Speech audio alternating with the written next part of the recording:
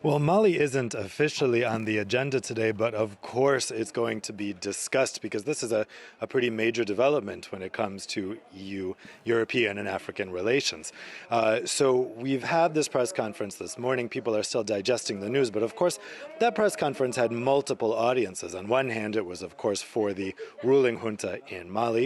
It was for other African countries, and it was for other EU countries because, of course, it is both the French mission and the EU Takuba mission, which will be wound down here. And the question is whether those other EU countries are still going to maintain their commitment to Sahel missions in general.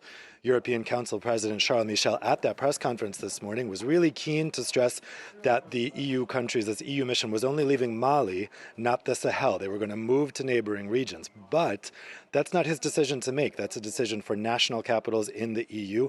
And there's a lot of wavering now because this experience hasn't been a great one. We saw last month Denmark pulled out of Mali before everyone else when the ruling junta asked them to.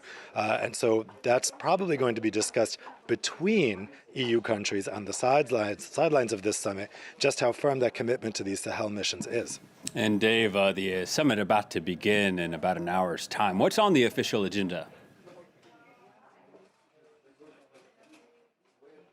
Well, this is, again, there's some security elements to this summit, but the main focus of the summit is supposed to be about partnerships for innovation, for agriculture, for climate, for health.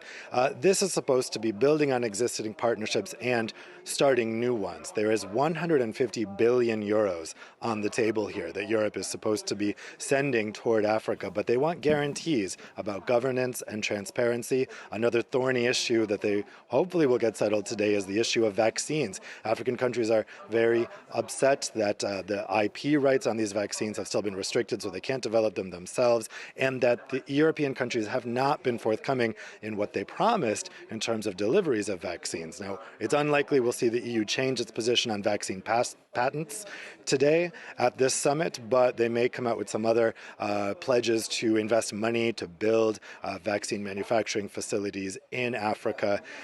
So the big focus here is on those partnerships and also how the EU and Europe can offer an attractive alternative to Africa when Africa has many choices now for partners. They could partner with China, with Russia. The EU wants to show its unique value. And Dave, before the summit began, though, the 27 EU leaders met to speak about Ukraine. Tell us more. Yeah, this was an emergency summit called at the last minute. The 27 EU leaders are discussing amongst themselves Ukraine before they meet with their African counterparts. The main thing that's going to be discussed here, or not really discussed, presented, is the European Commission is going to present a sanctions package. Nothing will be voted on, nothing will be agreed, but they just want to make sure everyone's on the same page about what sanctions will spring into action if Russia does indeed invade Ukraine. This, of course, is an ongoing issue that would have been hard to ignore at this summit, but it's still not meant to be a discussion. They're trying to keep this short. They're discussing it right now as we speak, but they want to end on time so that they can start this summit with their African counterparts. All right, Dave, thank you very much. Dave Keating reporting from Brussels.